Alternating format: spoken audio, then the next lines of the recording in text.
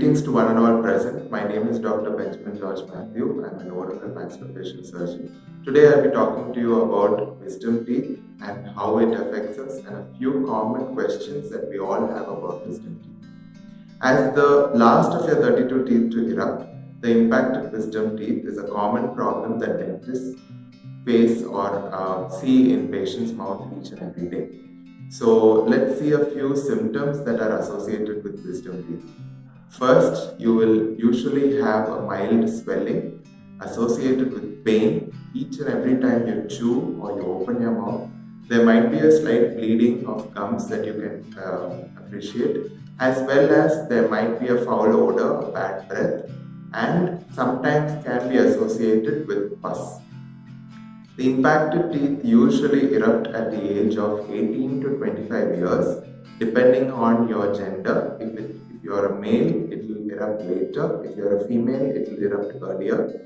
It also depends on your maturity.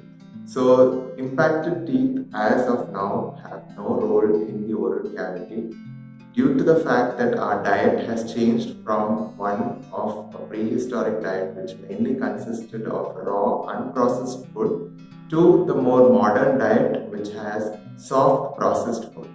So previously we used to have larger jaws which could accommodate the third molar as well, but however with progression in time our jaws have become smaller and thus we are not able to accommodate this extra tooth which comes in. Next, even if you do have an impacted tooth, do you need to get it removed? So that is a question which we get asked frequently. There is no specific answer to this. It is a yes and no question. The only reason being that impacted teeth do not present with symptoms unless and until they are infected or cause an infection to the surrounding teeth.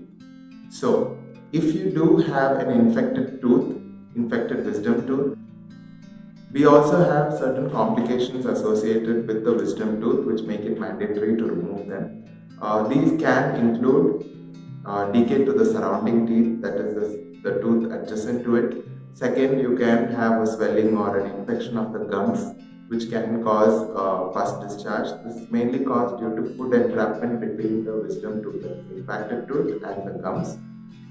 You can also have other symptoms such as pain and swelling which make it difficult to open your mouth. Next, coming on to the procedure, how we will go about removing the tooth.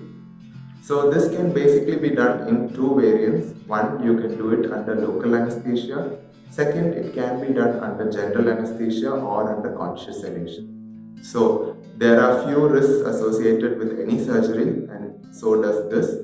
The most common complication or the risk associated is a damage to the nerve which doesn't happen very frequently but is a risk that is associated with the surgery. Second, you can have swelling and you can have slight discomfort following surgery which can last for a minimum of 2 days to a maximum of a few weeks, but this too will regress with time. Next, coming on to what are certain problems that you will have if you don't get them removed. The main problem or the main complication can be severe infection. This infection can become worse so bad that it can your day-to-day activities. The infection can lead to extreme pain. It can cause a lot of swelling as well as damage to the adjacent teeth. Now the final question is it normal to be anxious before a surgery? Yes, it is completely normal, but you don't have to worry as long as you discuss your options, your treatment options, as well as what the treatment protocol is going to be during your surgery, as well as if you understand the risks and the complications associated with it. So I hope that I have cleared most of your doubts which you have about this common procedure. Even though it is quite simple, I hope that I could impart some knowledge regarding this procedure. Thank you.